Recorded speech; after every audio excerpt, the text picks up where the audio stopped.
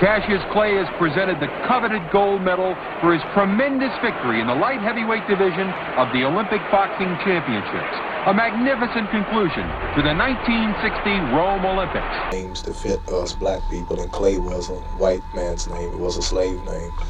And I'm no longer Clay, I'm no longer a slave, so now I'm Muhammad Ali. Do you answer to Clay anymore? Cassius Clay, yes. Why do you want to say Cassius Clay when Howard Cosell and everybody is calling you Muhammad Ali? Now why you got to be the one of all people whose color to keep saying Cassius Clay? Howard Cosell is not the one who's going to fight you. I am. You making it really hard on yourself now. Stick it. George can't do that. George ain't got it. Fine! The stage is set for me to be ranked as the greatest of all time. What are we gonna do? Float like a butterfly and sting like a bee. Oh, rumble, young man, rumble. Muhammad Ali, one of my great heroes, had a great line in the 70s when he was asked, how many sit-ups do you do? He said, I don't count my sit-ups. I only start counting when it starts hurting. When I feel pain, that's when I start counting, because that's when it really counts. That's what makes you a champion.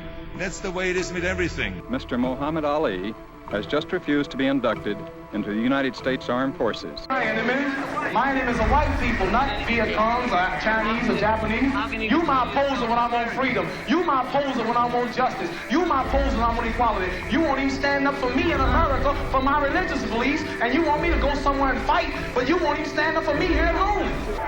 I'm gonna punish you. You ain't got no... Back off. Don't call me no Uncle Tom. That's what you are, Uncle Tom. Why are you going to call me Uncle Tom? I ain't do nothing. You heard me. Just back off of me.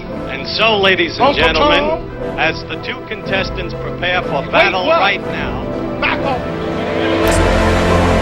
I think Muhammad Ali and I did something for the world, because people, Saudi Arabia, China, Japan, all over Africa, Europe, they all stood up at weird hours of the morning and night to see that fight.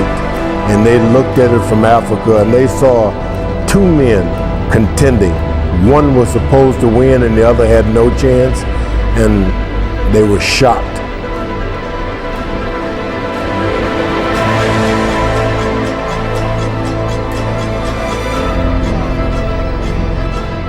I told you, all of my critics, I told you all that I was the greatest of all time.